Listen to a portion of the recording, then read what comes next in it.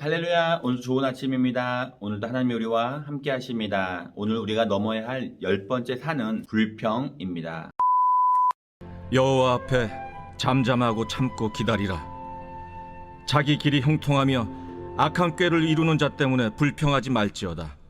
불평의 사전적 의미는 무엇인가 마음에 들지 않아서 못마땅하게 여기거나 그 마음 또는 그것을 말하는 행동으로 나타내는 것이라고 합니다. 불평하는 사람들의 특징은 늘 못마땅해 합니다. 만족이 없고 기쁘지 않고 그것을 담고 있지 못하고 굳이 겉으로 표현합니다. 행동을 하거나 말로 표현해서 다른 사람들 앞에 불만을 드러내는 사람입니다. 불평은 전음성이 매우 강합니다. 불평하는 사람 옆에 있다 보면 어느새 같이 불평하고 있는 자신을 발견하게 됩니다. 불평하는 사람은 매사에 불평하고 함께 있으면 전염됩니다. 몸에 에너지를 충전시켜주는 것이 음식이듯이 마음의 에너지를 충전하는 것이 사랑, 감사, 희망, 용서에서 생겨납니다. 힘이 장사 같은 건장한 사람이라도 마음의 상처를 계속 받으면 의욕을 상실하게 됩니다. 특히 마음의 힘을 뿌리째 뽑아버리는 것이 있는데 바로 이 불평입니다. 우리가 살아가는 동안 가장 진실한 모습, 가장 아름다운 모습은 웃는 모습입니다. 아기의 웃는 모습에 누구도 성질을 내지 않습니다. 잘 웃는 사람은 친근감이 생깁니다. 예뻐서 웃는 것보다 웃어서 예쁜 사람이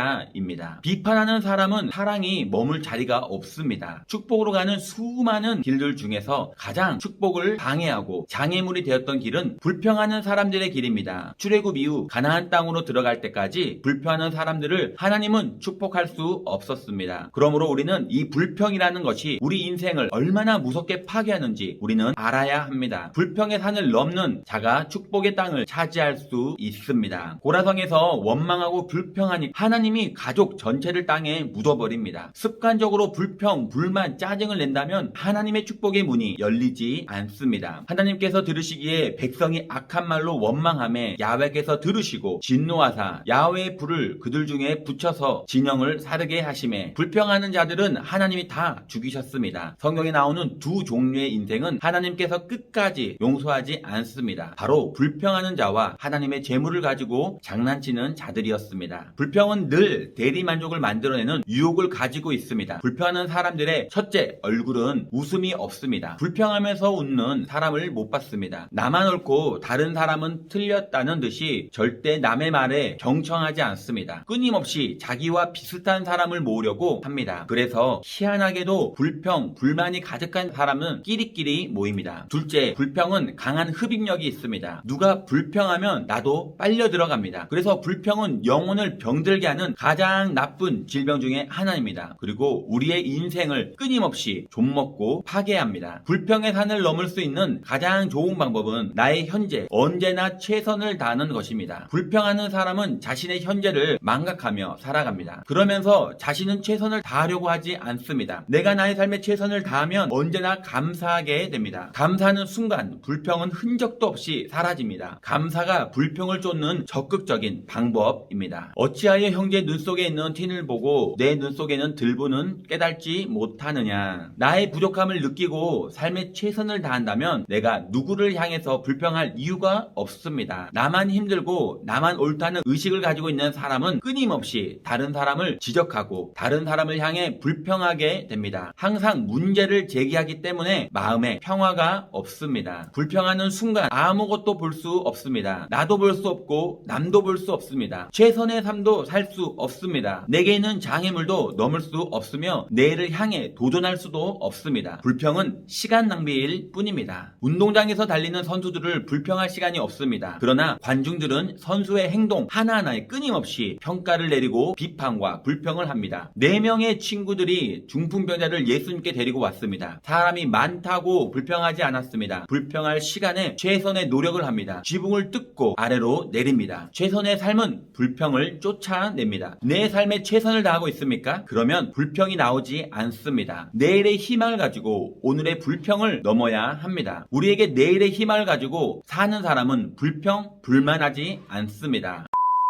불평을 하지 않으려면 뒤돌아보지 말아야 합니다. 광야에서 백성들은 조금만 힘들면 그때가 좋았다고 합니다. 한두 명의 불평이 곧 이스라엘 온 회중의 목소리가 되어 광야에서 모세와 아론을 원망합니다. 이런 상황에서 미래를 꿈꾸기란 힘듭니다. 결론입니다. 우리는 무엇 때문에 행복합니까? 무엇 때문에 지금 불평하고 있습니까? 불평의 산을 넘으면 작은 것에 행복하고 우리에게 아름다운 일들로만 가득하게 될 것입니다. 오늘 하루도 이 불평의 산을 넘어 행복하고 즐거운 하루 되시기를 예수님의 이름으로 기도합니다.